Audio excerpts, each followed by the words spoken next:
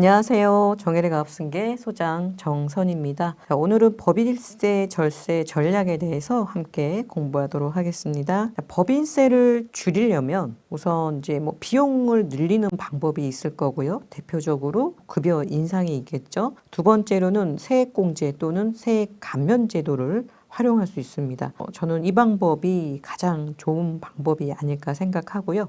오늘 영상에서 이 부분 활용하는 방법 알려드릴 거고, 또 이 공제를 활용해서 좀 자녀법인 혹은 대표님의 또 다른 새 법인을 활용해서 절세할 수 있는 방법도 함께 알려드리도록 하겠습니다.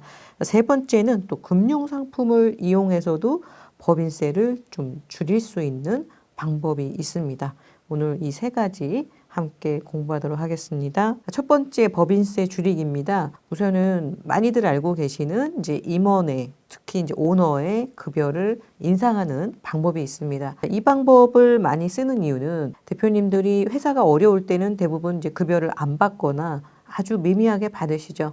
그렇다면 회사가 이익이 많이 남을 때는 거기에 맞는 급여 인상이 필요합니다. 급여는 인상을 하는 만큼 당연히 이제 손비로 처리가 될 거고요. 또 급여 인상에 따른 법인의 부담, 즉 4대 보험이 올라가는데 그 증가분도 손비 처리가 될 거예요. 예를 들어서 1억 2천을 받는 대표님이 1억 2천을 추가로 늘린 경우에 2억 4천으로 이제 급여를 인상하신다면 1억 2천만 원만큼의 이제 손비 처리, 비용 처리가 되겠죠. 그런데 이 급여 인상에 따른 법인의 부담도 늘어납니다. 건강보험료 등의 이제 증가분이 생기죠. 물론 이것도 비용 처리는 돼요. 그래서 단순히 비용 처리 부분으로 본다면 1억 2천이 추가로 급여로 발생을 하면서 이것에 대해서 법인세는 한 2,684만 원 정도 절감이 됩니다. 여기서 주의하셔야 될 부분이 있습니다. 주주총회의 결의를 거쳐서 적법한 절차를 준수하셔야 됩니다. 아무리 내 회사지만 급여를 그렇게 마음대로 올려서 할 경우에 물론 평상시에 이게 문제가 되지 않습니다. 하지만 어떤 특정 이슈로 조사가 있거나 할 때 반드시 보는 게 이 대표이사의 급여입니다. 적정한지. 여기서 적정하다는 기준의 첫 번째가 바로 적법한 절차를 준수해서 규정을 갖고서 집행을 한 건지 아무런 규정 없이 한 건지에 따라서 과세 이슈가 생기기 때문에 대표님들 급여는 인상을 하든 안 하든 규정은 반드시 있어야 되고요. 특히 인상을 하거나 연말에 성과급을 지급할 때는 주총 결의를 통한 적법한 절차를 준수하셔야 됩니다. 그러면 구체적으로 저희가 좀 살펴봐야 될 텐데 급여 인상에 따른 소득세, 법인세 상쇄 효과를 좀 살펴보겠습니다. 지금 이제 1억 2천 말씀드렸으니까 그 부분을 좀 집중적으로 보자면 급여 인상이 1억 2천이 있으면 제일 문제라고 하긴 그렇지만 대표님 개인의 세금 부담이 늘어납니다. 내가 1억 2천을 받지만 개인적으로 소득세 그리고 건강보험료 등이 늘어나기 때문에 5천만 원 정도는 세금과 간접 비용으로 나가게 됩니다. 그러면 법인에서 1억 2천이 나왔지만 내가 쓸 수 있는 돈은 5천만 원이 빠지고 한 7천만 원 정도입니다. 물론 법인 쪽에서 본다면 비용 처리가 되죠. 비용 처리가 돼서 법인세 절감 효과가 있기는 있습니다. 자, 그런데 보시는 것처럼 내가 세금 5천만 원 더 내면서 법인세 2,800 정도를 줄이는 게 과연 효과적이냐라는 거는 법인의 이익과 또 대표님의 소득 세율에 따라서 좀 고민을 하셔야 될 부분인 것 같고요. 통상 제가 봤을 때는 한 1억 5천까지는 그래도 법인세가 더 많이 효과가 있더라고요. 근데 그 이상 넘어가면 소득세율 구간이 워낙 높아지기 때문에 개인이 부담하는 소득세만큼도 법인세 절감이 안 되기 때문에 좀 그 부분은 검토가 면밀하게 필요할 듯 합니다. 두 번째 법인세 줄이기 내용은 연구인력개발비 세액공제입니다. 직무 발명 보상 제도를 활용하는 방법인데요. 들어보신 대표님도 있으실 거고 또 좀 생소하신 대표님도 있으실 거예요. 우리 회사가 사업을 영위하기 위해서 성장하기 위해서는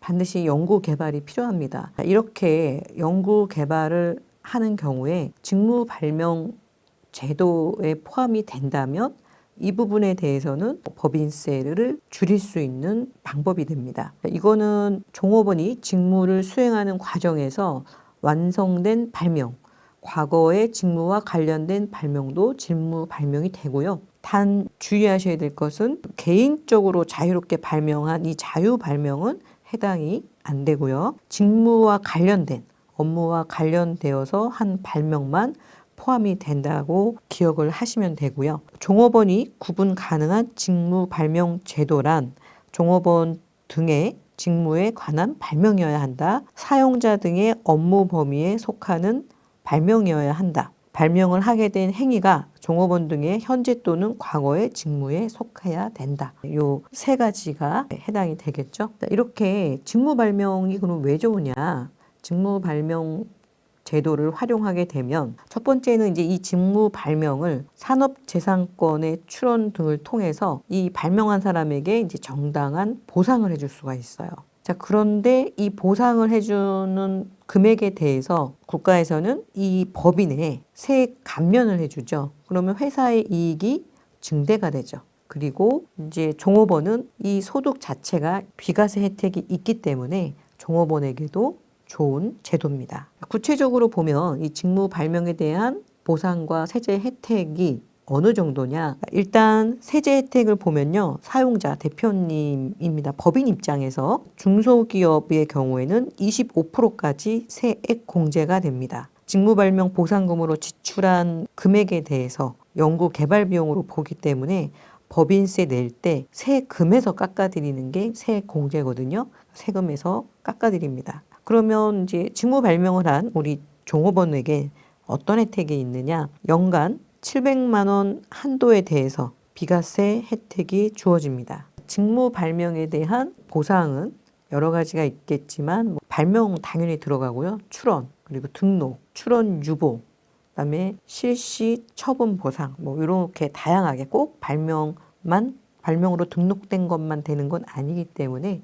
다양하게 좀 활용이 가능합니다. 그런데 좀 대표님들이 주의하셔야 될 부분이 있습니다. 국세청 유권 해석에 의하면요. 내국 법인이 직무 발명 보상금을 주주인 임원에게 지출하는 경우에는 해당 지출액은 연구인력개발비 세액 공제를 적용받는 비용에 포함되는 것이나 직무 발명 보상금과 관련하여 해당 주주인 임원의 발명한 행위가 법인의 업무 범위 및 해당 주주인 임원의 과거 또는 현재 직무에 속하는지 법인에게 이익이 발생하여 그 일부를 보상한 것인지 등에 대한 사실은 판단해야 될 사항이다. 그러니까 좀 더 면밀하게 보기 때문에 이 부분은 저희가 대표님도 직무 발명을 했다라고 하신다면 세액 공제에는 해당이 되나 조금 더 꼼꼼하게 본다. 그리고 앞에서 말씀드렸던 발명자에게 주었던 비과세 혜택은 주주인 임원에게는 없습니다. 세 번째는 이제 창업 벤처를 활용하는 방법입니다. 최근에 많이 이제 활용하고 있는 방법 중에 하나죠. 자, 대표님 회사가 있습니다. 근데 이제 우리 회사에서 ERP라던가 이런 소프트웨어 관련된 업무가 있을 거예요. 근데 이 업무를 회사에서 직접 할 수도 있지만 이 부분을 따로 떨어뜨려서 이 업무만 하는 회사를 설립할 수도 있습니다. 자, 요거는 저희가 이제 많이 활용한 거는 자녀 법인 할 때 많이 활용을 했습니다. 자녀가 지금 현재 대표님 하는 사업을 물려받을 생각이 없다거나 또는 자녀가 사업을 할 만한 아이템이 없는데 자녀 법인을 활용해서 좀 절세를 하고 싶다라는 대표님들은 회사에서 하셔야 될 이런 소프트 개발 관련된 업무들 대표적으로 ERP 같은 게 있겠죠. 자, 이런 부분들을 저희가 이런 ERP를 개발해서 공급을 하고 이 신설 법인에서는 이 ERP를 이제 우리 모 법인에 맞게 커스터마이징해서 공급을 하고 유지 보수를 해줄 수가 있죠. 자, 이렇게 되면은 우리 법인으로부터 도입비, 유지 보수비 등을 받을 수가 있고요. 이 신설법인에서는 대표님 회사에서는 이 부분에 대한 비용 처리가 가능합니다. 자, 그러면 이 신설법인에서는 여기에서 돈을 받았으니까 이 금액만큼 이익이 잡히겠죠. 네, 그런데 이 신설법인이 창업벤처 인증을 받는다면 여기서는 이익이 남는다 하더라도 법인세의 50%는 감면이 가능합니다. 자, 또한 요새 이제 많이들 하고 계신 이 창업 기업에 벤처 기업에 벤처 투자를 하신다고 하면은 대표님 입장에서는 또 소득 공제가 가능합니다. 그러니까 저희는 ERP 개발 업체도 갖고 있고 또 벤처 투자 회사도 저희 회원사 중에 있기 때문에 원하시는 대표님들은 이렇게 벤처 투자도 대표님이 투자를 할 수 있게 도움을 드리고 있고요. 또 대표님의 또 다른 회사 혹은 또 자녀 회사가 이런 투자할 만한 가치가 있는 회사라면 또 투자를 해드림으로써 벤처 인증을 받을 수 있게끔 그런 부분도 도움을 드리고 있습니다. 창업 벤처 기업이 이제 법인세 감면을 받을 수 있는 거는 조세특례 제한법에 의해서 받을 수가 있고요. 물론 여기서 창업에 대한 요건은 분명히 있습니다. 이런 부분에 대해서 명확하게 조건을 갖춘다면 감면이 가능합니다. 법인세 감면을 받을 수가 있는데 저희가 보통 이제 이런 창업을 적격 창업이라고 합니다. 요거는 창업할 때부터 전략적으로 할 필요가 있어요. 그래야 법인세 감면을 받을 수가 있고요. 특히 이제 앞에서 말씀드렸던 것처럼 이런 이제 소프트웨어 개발 공급업으로 창업 벤처를 한다고 하면은 크게 어떠한 기술이나 또는 많은 사업을 하지 않더라도 높은 이익의 사업 구조를 가져가면서 또 세금도 절감할 수 있기 때문에 이런 부분은 좀 적극적으로 대표님 자녀의 회사에서 좀 활용해보지 할 만한 그런 전략이 아닐까 싶습니다. 또 이제 시기적으로 요새는 뭐 자동화와 또 전산화, 뭐 디지털화 이런 게 어느 회사나 필요하거든요. 이런 부분들을 전문 기관을 통해서 우리 자녀법인 또는 대표님의 새로운 법인을 통해서 좀 활용한다면 국가에서 받을 수 있는 혜택을 최대한 받으면서 세금 혜택도 받으면서 할 수 있기 때문에 기존 법인에서는 누리지 못한 혜택을 추가로 받을 수 있는 전략이 될 수 있습니다. 그러면 이 벤처 기업에 벤처 투자를 할 수도 있는데요. 대표님 개인이. 이런 경우에 소득공제를 좀 보겠습니다.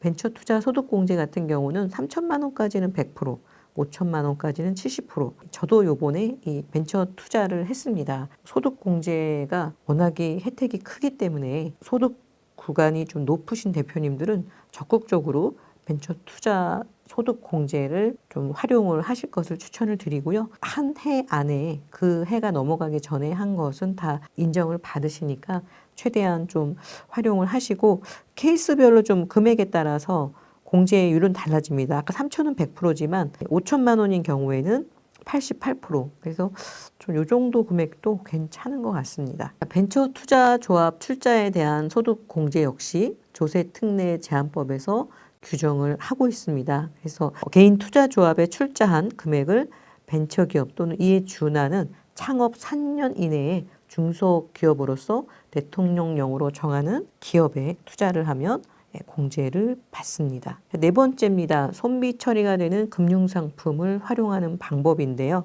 기업에서 많이 하고 계신 이제 경영인 정기보험이라는 상품이 있습니다. 이 상품은 상품명에도 있는 것처럼 경영인을 위한 기간을 둔 상품이라고 보시면 되고요. 여기서 이 경영인 리스크를 위해서 리스크에 대비해서 하는 상품입니다. 즉 임원이나 주주의 유고에 따른 리스크 이런 거죠. 우리 이제 자동차를 타실 때 사고에 대비해서 큰 사고에 대비해서 자동차 보험이라는 걸 가입을 하실 거예요. 그러면 보험을 가입하는 이유는 내가 사고가 나서 큰 비용이 들 때 이 비용을 보험사로부터 받기 위해서 보상을 받기 위해서 일정 금액을 사고가 날 수도 있고 안 날 수도 있으니까 일정 금액을 이 위험을 보험사에게 넘기는 거죠. 리스크 해지를 하는 거죠. 자, 그런 것처럼 경영인에 대해서도 경영인이 유고 시에 보험사로부터 보상을 받기 위한 보험이라고 보시면 되고요. 단 요것은 이제 기간이 정해져 있는 상품만 되고 만기에 환급을 못 받는 상품만 해당이 됩니다. 주로 이제 어떻게 활용하시냐면 가입을 하고 만약에 오너의 유고가 발생했을 때 보험사로부터 이제 보험금이라는 걸 받죠. 뭐 10억이든 20억이든. 그래서 상속을 받은 가족들이 보통은 이제 법인을 소유하고 있는 대표님의 가족은 법인의 주식을 상속받겠죠.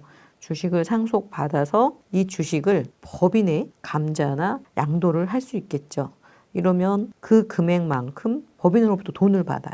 근데 상속받은 금액으로 양도하기 때문에 차익이 발생하지 않아서 이 경우에 세금이 없습니다. 그런데 언제든지 이거는 뭐 이런 정기보험 상품을 하지 않아도 어느 회사나 할 수 있어요. 단 주식을 팔려면 법인에 돈이 있어야 되는데 현금이 있어야 되는데 그 현금 확보 차원에서 많이 활용하는 상품입니다. 자, 그러면 왜 이게 법인세 절감 효과가 있느냐? 이 상품의 경우에는 만기 시점에 환급금이 0원이기 때문에 비용 처리가 가능합니다. 그래서 월 적립금이 손비 처리가 되고요. 그래서 법인세 절감 효과가 있습니다. 단 해약을 하면 다시 입금 산입되기 때문에 과세의 이연이라고 보시면 돼요. 단 지금보다 나중에 돈 가치가 떨어지니까 단순 과세 이연은 아니고요. 현재 먼저 법인세를 절감하고 나중에 다시 들어오기 때문에 어느 정도의 그 현금 흐름에 대한 그 미래에 내는 돈과 현금 지금에 절감받는 돈의 가치는 다르기 때문에